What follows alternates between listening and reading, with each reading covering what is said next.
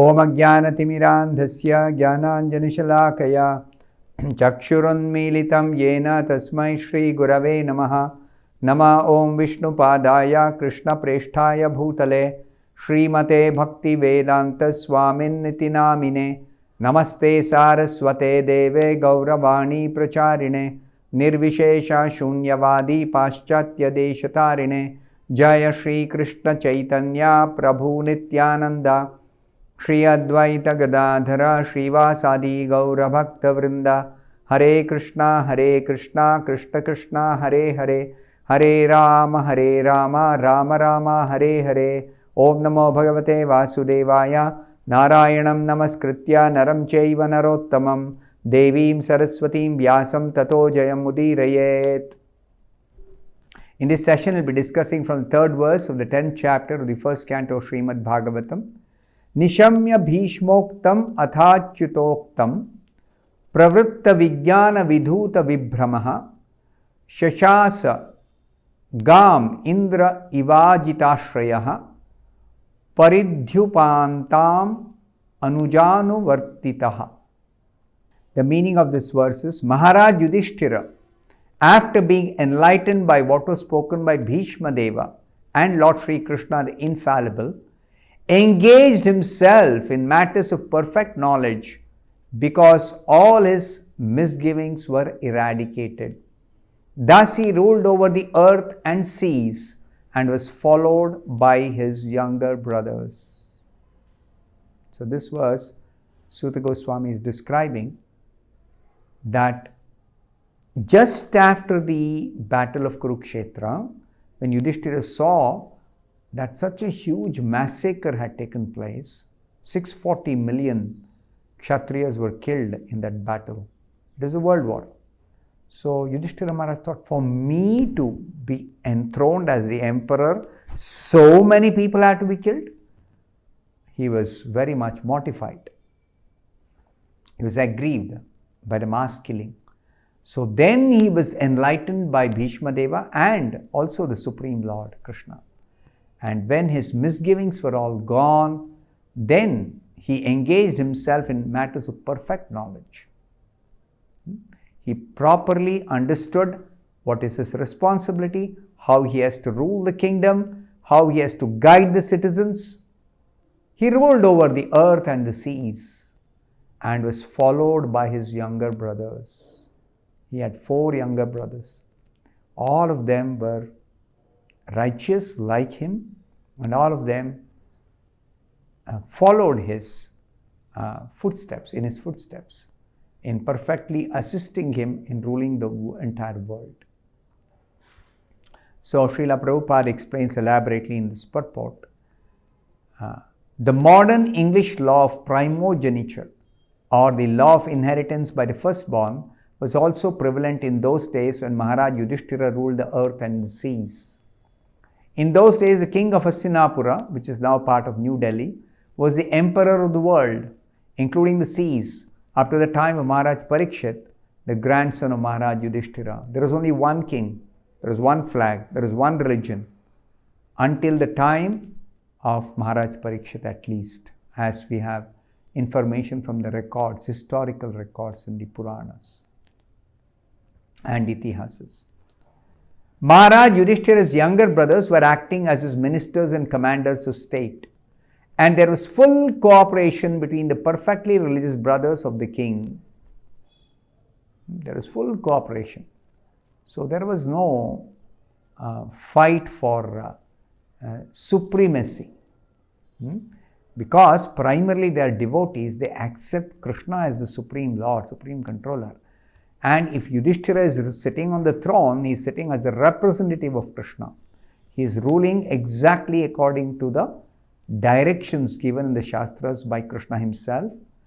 And therefore, there is no question of any one person enjoying, as was mentioned in the first verse. Yudhishthira Maharaj could not have enjoyed freely with unrestricted consciousness. Oh, this kingdom I have won, now I can enjoy all the power and the wealth and the and the resources, natural resources. No, that was not his mood. That's never the mood of a devotee. That's never the mood of a religious or righteous person. Ishavasyam idam sarvam yat kincha jagatyam jagat. Tena tyaktena bhunjita ma gridakasya sviddhanam. One should accept only what is necessary for his own subsistence, understanding that everything belongs to Krishna. So nobody can claim proprietorship over what is actually rightfully belonging to the Supreme Personality of Godhead, who is referred to as Ishavasya in the Isha Upanishad, the first of the Upanishads. That Upanishad explains everything belongs to God, everything belongs to Krishna. So Yudhishthira Maharaj never thought, oh, this whole kingdom is mine, I can enjoy. No, everything belongs to Krishna. As a representative of Krishna, I should rule according to the codes of direction given in the Dharma Shastras by Krishna. Scriptures are ultimately given by God, given by Krishna. Nobody sits and manufactures scriptures, as foolishly sometimes people think. No, it is given by God at the beginning of creation. Tene Brahma Hridaya Adi Kavaye Muhyanti Yat Suraya. In the beginning of creation, the firstborn creature, Lord Brahma, was instructed in the Vedic knowledge. He was impregnated with Vedic knowledge through the medium of his heart. Because in the beginning there was only Brahma. So Krishna directly impregnated Vedic knowledge into the heart of Brahma, and Brahma disseminated that knowledge to his sons and disciples, and that way the knowledge is coming down in parampara. Maharaj Yudhishthira was the ideal king or representative of Lord Krishna to rule over the kingdom of earth, and was comparable to King Indra, the representative ruler of the heavenly planets. Just as the Devatas have Indra as their king, who rules exactly according to the principles of the Shastra. Same way, Yudhishthira was ruling the kingdom of the earth as the representative of Lord Sri Krishna.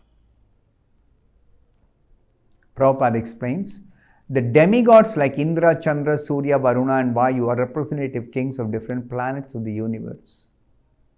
They have their own planets and they are rulers. But they don't rule whimsically and they don't try to enjoy some material power or material wealth. No. Similarly, Maharaj Yudhishthira was also one of them, ruling over the kingdom of the earth.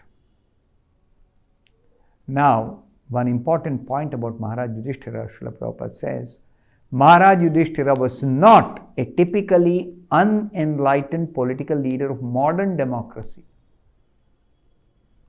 It is noteworthy that in the modern system of government, the democratic system of government, somebody who gathers enough votes,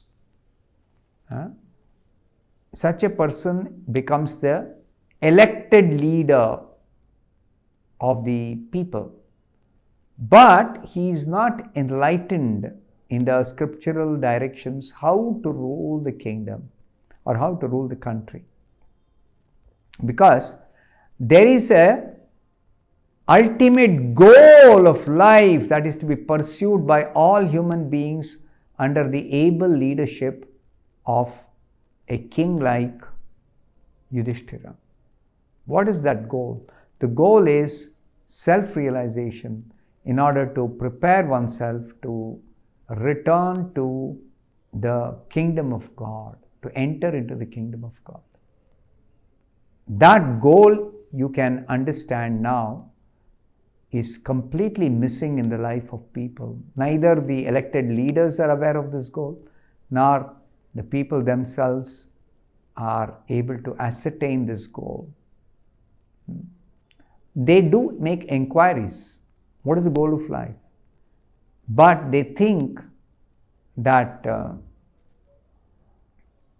life in this world is limited to the duration of time between birth and death. This is all the understanding they have. They don't have understanding of the spiritual reality, that each living being is spirit soul and one is changing bodies life after life. But this change of body is actually a botheration, and this material existence is a place of suffering due to the very nature of material existence, and one is meant to become self-realized, especially in the human form of life, and prepare oneself to enter into the kingdom of God, where there is no suffering, there is no death, there is no disease. You have heard this many times in earlier sessions, that the kingdom of God is the ideal place of inhabitation for all of us, and we should prepare ourselves to go there. So that is being explained by Prabhupada. Maharaj Yudhishthira was instructed by Bhishma Deva and the infallible Lord also. Therefore, he had full knowledge of everything in perfection. See, this is the way to learn from the proper source, from the proper authority. And when one becomes enlightened, then one can properly execute the principles given in the scriptures and give benefit to people, which is tangible. Now, Prabhupada says about the modern democratic system, the modern elected executive head of a state is just like a puppet because he has no kingly power. Even if he is enlightened like Maharaj Yudhishthira, he cannot do anything out of his own goodwill due to his constitutional position. The powers of the elected leader are limited or defined by the constitution. Therefore, there are so many states over the earth quarreling because of ideological differences or other selfish motives. Somebody claims the socialist system is best system. Somebody claims communist system is best. Somebody claims capitalist system is best. And they keep on fighting. So this is not the way. A king like Maharaj Yudhishthira has no ideology of his own.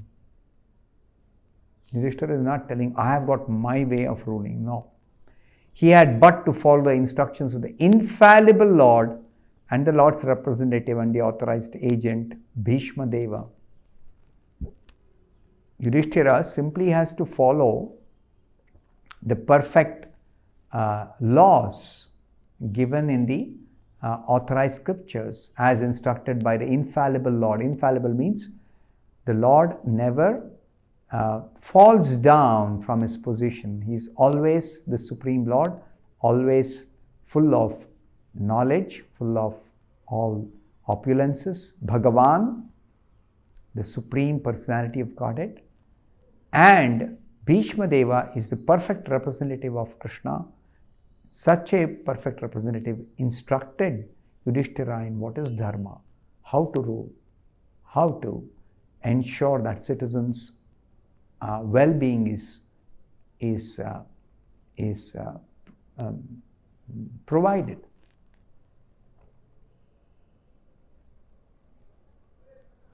See, it is told in the Shastras that the king should follow the great authority and the infallible Lord without any personal motive and manufactured ideology.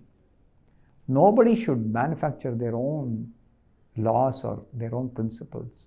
They should follow the perfect authority. Then there is possibility of success in ruling the kingdom properly. I'll stop here. Thank you very much. Hare Krishna.